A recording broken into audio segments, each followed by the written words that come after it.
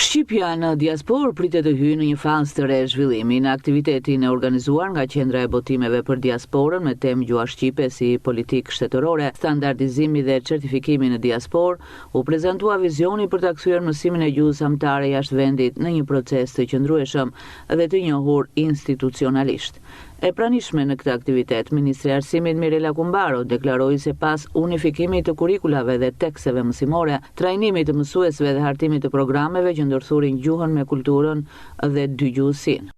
Shqipja nuk është vetëm gjuhë e Shqipërisë, por është tashmë gjuhë zyrtare në 5 shtete, Shqipëri, Kosovë, Malizi, Maqedoni e Veriut, por edhe në gjuhë e mbrojtur me një status tjetër në Sloveni edhe në Kroaci. Thënë kjo, sipas të dhënave që ka mbledhur Qendra e Botimeve për Diasporën, janë të regjistruara sot në rrjetin ton rreth 326 shkolla ku mësohet shqip. Në formën e kurseve, rreth 850 mësues të gjuhës shqipe që janë aktiv në këto shkolla. Lëviz një numër midis 25.000 e 30.000 nxënësish që ndjekin aktualisht mësimin e gjuhës shqipe në këto kurse dhe me këta mësues. Dhe nëse ne nuk kalojmë në këtë fazë të re që duam prezantojmë sot, ky numër do rrudhet po për shkaqe natyrore.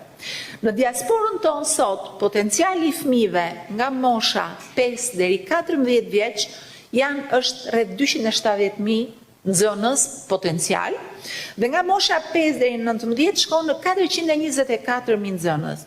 Është potencial ende i pashfrytzuar sepse sigurisht ata ndjekin jetën e tyre në vendet ku janë. Në këtë kuptim, shqipja nuk mund të jetë më gjuha që mësohet vetëm në familje, në shtëpi, me gjyshëri dhe gjyshe, apo edhe në komunitet për kënaqësi kulturore.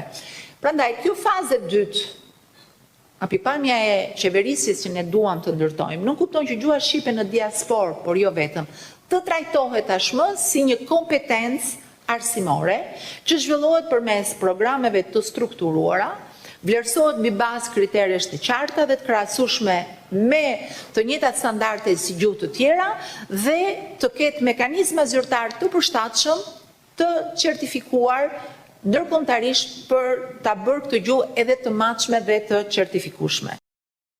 Ministra Kumbaro paralajmëroi gjithashtu nisjen e rishikimit të kuadrit ligjor brenda vitit 2025, si pjesë e një kalendari pune që do të konsolidojë bazën institucionale për mësimin dhe certifikimin e shqipes jashtë vendit. Me këtë nismë, autoritetet synojnë që ruajtja e gjuhës amtare në diasporë të mos mbetet vetëm një përpjekje individuale apo komunitare, por të kthehet në një prioritet të mirë strukturuar të politikave shtetërore.